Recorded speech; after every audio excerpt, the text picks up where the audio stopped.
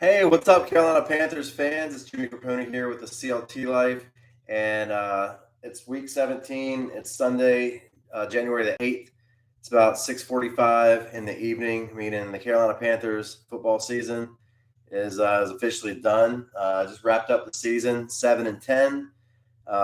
Second place in the NFC South. I believe you've got to check out the Falcons' final record. But yeah, finished 7-10 along with the Saints and the Falcons. We beat the Saints beat them twice this year, so we were 2-0 against them, and then we were 4-2 in the division in the NFC South, which I believe was the next tiebreaker. So we finished one game behind the Tampa Bay Buccaneers. Finished finished in second place in the NFC South with a 10-7 win on the road against the New Orleans Saints. A win that, in my mind, quite possibly sealed Steve Wilks' fate, or if it did not seal his fate, it at least gave him a really good opportunity to go into this offseason with a legitimate chance to argue for the permanent head coaching position of the Carolina Panthers. Wilks came in after Matt Rule was fired. Matt Rule was fired after Week 5. He started the season 1-4, and there was just growing discontent for Matt Rule among the Carolina Panthers faithful, and obviously inside the building as well. Steve Wilks came in. He was coaching. I believe he was coaching the defensive backs. He wasn't even the defensive coordinator. Came in and was named the interim head coach. And in that press conference when he was announced, I remember them saying that David Tepper, the owner of the Panthers, said that when asked if Steve Wilks had an opportunity to get this as a full-time job, and he said, well, if he performs extraordinarily well, something to that effect. And taking over a 1-4 team that was in total disarray, finishing 5-3 in your last 8 games and getting the team into playoff contention through Week 17 of an 18-week NFL season, finishing 6-6 with a team that started 1-4, didn't have an identity at quarterback for the longest time, still doesn't really have an identity at quarterback, but gained an identity throughout the season as a hard playing, hard nosed, win in the trenches type team. We ended up 6-6 in his last 12 games. I was looking at the schedule. I've got a schedule up on my refrigerator, and obviously we finished 7-10 overall, 4-2 in the NFC South. Started off 2-7, and finished up 5-3 in our last 8 games. So, second half of the season, even if let's say the middle game, that 9th game was a loss, but then the second half of the game, we had a winning record. Last 9 games, we were 5-4. So for more than half the season, the second half of the season, we played winning football here in Carolina. And I think that there is a solid foundation for success moving forward. I think with Wilks is a defensive guy, right? He's a defensive guy. He is he's stoic on the sidelines. Reminds me of Ron Rivera a little bit, Riverboat Ron. He was usually pretty stoic, didn't get too amped up about things. Maybe doesn't have that. He's probably a little bit more conservative than Rivera was. I don't think he's as conservative as John Fox, and I would not want to go to a coach that has that conservative of an offensive mentality.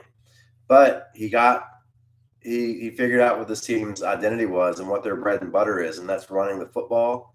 We ran the ball exceptionally well the second half of the season.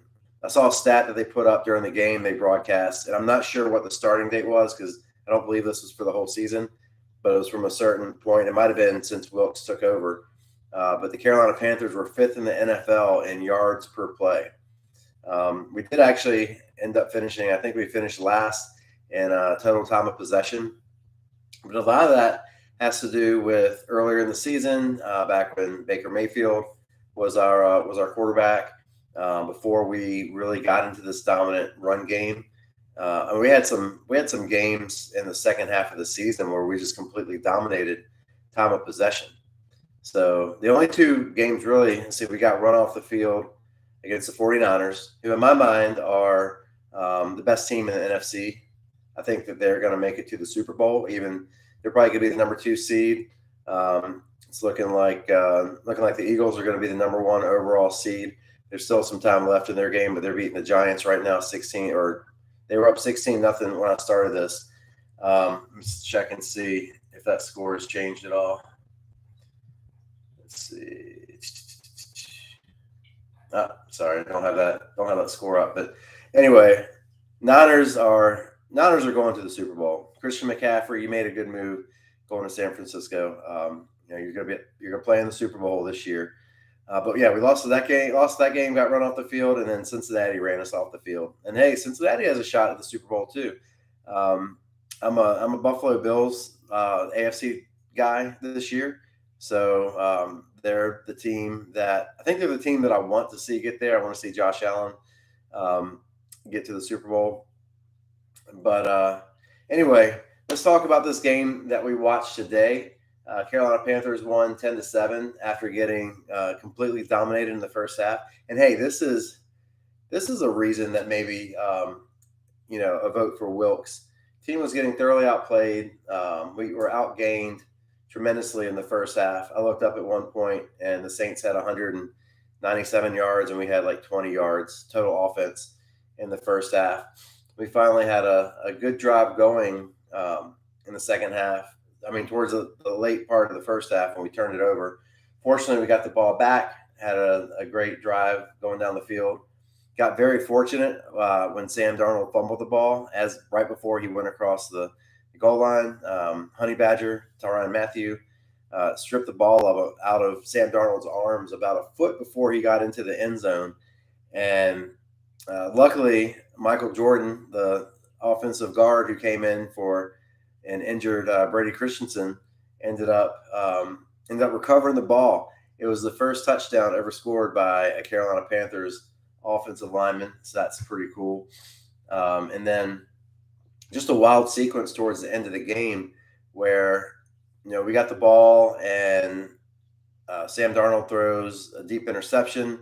When we get the ball back with about 2 minutes to go, we're gonna have to go on a 90-yard drive. We haven't been moving the ball. Sam has not been passing the ball with any success all game. Receivers just aren't really getting open. And he throws a deep interception. New Orleans gets the ball. We fortunately stop them. And then they attempt a 54-yard field goal. And Will Lutz missed his second field goal of the game. He missed a 44-yarder earlier in the game, and then this was a 54, 55-yarder that he missed at the end. Missed it badly, but gave us great field position. And then Darnold ended up connecting with Terrace Marshall to get down to around the 20-yard line. And Eddy Piniero came out and kicked a 42-yarder to win the game. We finished the season 7-10. And this was a season that was so close. We had so many close calls. That first game against the Atlanta Falcons, which we very easily could have won, should have won, missed an extra point after a bogus call on DJ Moore when he took his helmet off. He wasn't even in the end zone celebrating. He catches the longest Hail Mary touchdown throw of all time in the end zone as time is about to expire to tie the game. And he gets excited and he throws takes his helmet off. Why would you not do that? That's just natural human reaction. And then Eddy Piniero came out there and missed they tacked 15 yards onto the extra point and he misses that. Then he missed another opportunity with the game-winning field goal in overtime. We ended up losing that game that we definitely should have won. Had some other games that we should have won. That Arizona game, if you go back, that's a game that Carolina definitely should have won. That one, the first two games of the season against the Cleveland Browns, we give up a 61 or 64-yard field goal at the very end of the game, rookie field goal kicker, to lose that one. And then the very next week, we lose on I think the next week was a 61-yarder. So back-to-back weeks where 60-plus yard field goals beat us to have us starting out the season 0-2. So that's just the way football goes sometimes. I'm optimistic for hopefully a successful offseason. It's definitely going to be an interesting offseason when we find out what they're going to do at the quarterback position. So as it is right now, last I saw the NFL draft order, let's see what we're at because we were picking number 9 overall earlier in the day. Let's see if that's changed at all.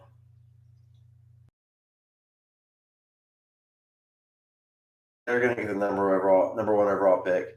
They end up losing, or they end up winning the game. Chicago Bears lose, and the Chicago Bears are now going to get the number 1 overall pick in the draft. So, yep. So the Carolina Panthers are still sitting at number 9. So the Bears and the Texans and the Seahawks, the Cardinals, the Colts, the Lions, the Raiders, the Falcons, the Panthers, the Eagles. That's your top 10 picks. Eagles, you're like, why? Eagles are the best record in the league. Why are they picking 10th? Well, that's from the New Orleans Saints. Detroit Lions, they're 8-8. They're playing Green Bay tonight with a chance to possibly go to the playoffs if Seattle loses and they win. They're getting the 6th pick from the LA Rams. That's part of that trade. Matt Stafford and Jared Goff. That, hey, I think the Rams will give up that 6th pick for winning the Super Bowl a year ago. And then the Seahawks, for that Russell Wilson trade, are picking 3rd. And Seahawks are also trying to get into the playoffs today as well if they can beat the Rams today. So, yeah, it's going to be an interesting offseason. The biggest thing for the Panthers, the biggest question, 2 biggest questions. We got 2 huge questions. The 2 most important positions, arguably, in football, the head coach and the quarterback. So we got a great head coach in the building in Steve Wilks, and I really hope David Tepper gives him a chance. Look, he gave Matt Rule a 6-year contract and then fired him in his 3rd season. Why not essentially extend that, the remainder of that the balance of that time, extend that to Steve Wilks as your head coach. Give him a 3-year deal. That's enough time. He has the buy-in already from the players. He has the buy-in in the building. He's a defensive guy. He needs to have an offensive strategy. I don't know that McAdoo is the guy that you necessarily want to keep around. That wasn't his guy in the first place.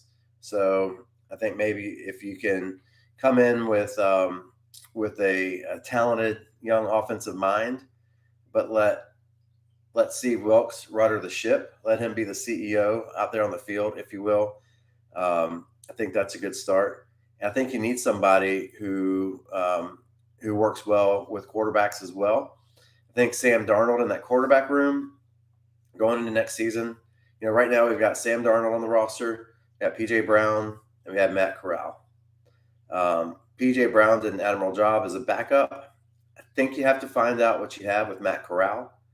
I think Sam Darnold is looking like a good bridge quarterback, whether that's for Matt Corral or whether that ends up being for the next guy, which could be, whoever we end up picking in the draft if we pick somebody high or not. And it's just going to be interesting to see at number 9, is a top quarterback going to fall to that position. I'm looking at the first pick. Chicago Bears have Justin Fields. They have no need for a quarterback.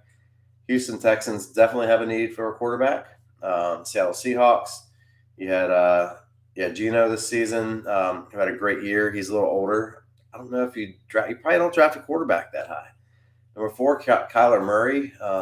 He's your quarterback there. You probably don't draft a quarterback in Arizona.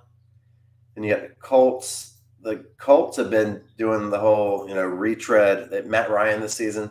They were doing the whole retread quarterbacks thing for the past few years. They had Phillip Rivers. They went with Carson Wentz a year ago, that 1-year experiment.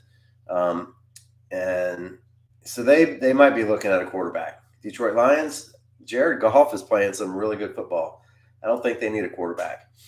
The Raiders, I'm not sure what they're doing. I don't know if they're trying to go with Jarrett Stidham. Obviously, they benched Derek Carr, and he's looking for a new home. Derek Carr is a really good, solid quarterback in my mind.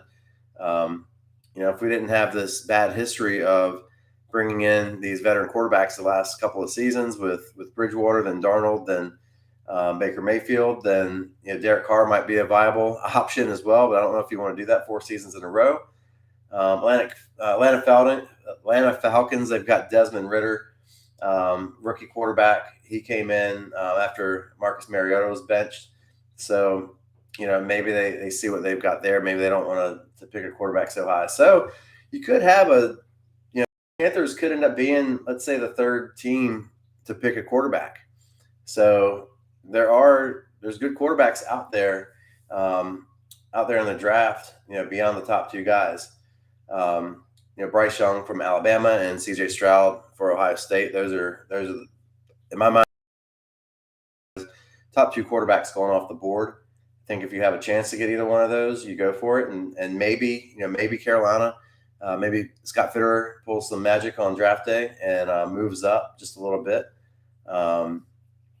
And moves up a little bit higher and tries to go after one of those guys. Or if not, then maybe we fall back or maybe just go with the best player on the board at that point, and then fall back to the second round and we get somebody. You got Anthony Richardson out of Florida, has a lot of talent. There's the guy from Kentucky that everybody's big on. So I mean, there's talent out there. So we'll see what happens. But this is it, folks. This is the end of the season. It was a wild and interesting NFL season for Panthers fans this year for sure. So leave that in the preseason. I might have believed that Matt Rule was going to be fired. I was probably hoping for that. Baker Mayfield was going to suck as bad as he did. I definitely did not think that was going to happen. I love seeing D'Onta Foreman come out and play with his bruising physical style. I actually think that now that McCaffrey's out of the way, and I hate to say out of the way because he's a great player. He had over 1,000 yards rushing, over 700 yards receiving this year. Probably top 5 or 6 in total offense. But I really think that having D'Onta Foreman and having Chuba Hubbard in the backfield, and then Blackshear too to come in as a third down back to spell those guys. Foreman and Hubbard, that's a dynamic 1-2 punch. That could end up being the next Jonathan Stewart and Williams combination. That could be double trouble part 2. So how cool would that be? So there's a lot going on. A lot will be happening in this offseason. We got some key position players to re-sign. We got some other positions, even besides quarterback. There's some other positions out there that we could upgrade. I think that we did a great job on the offensive line this year. I think we need to definitely re-sign Bozeman for center. Love that guy. I really noticed the difference, I think, in the way the offensive line played when he became a starter after Pat Elflein got hurt at center. That was a big deal. I think we need more weapons at the wideout position. Terrace Marshall certainly stepped up and became a force this year, and DJ Moore, he's a cornerstone player on offense. But I think one more big time receiver, and maybe if we don't trade up to get a big quarterback, maybe receiver position is something we go after in the first or second pick.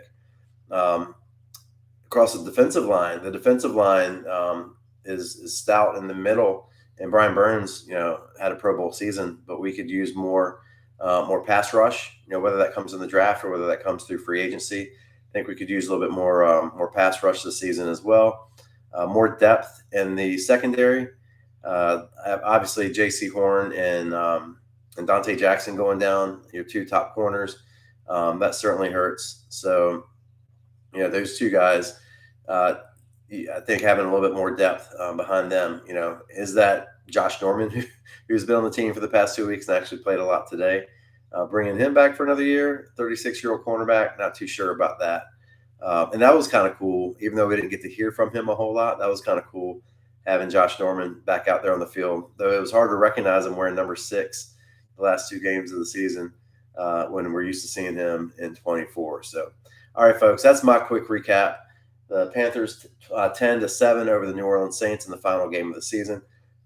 Later on in the week, Walls and I will be back with another episode of the CLT Life Charlotte Sports Talk. Thanks for watching, and I will see you on a future video. Definitely be sure to like and subscribe. helps our YouTube channel grow, helps us reach a larger audience.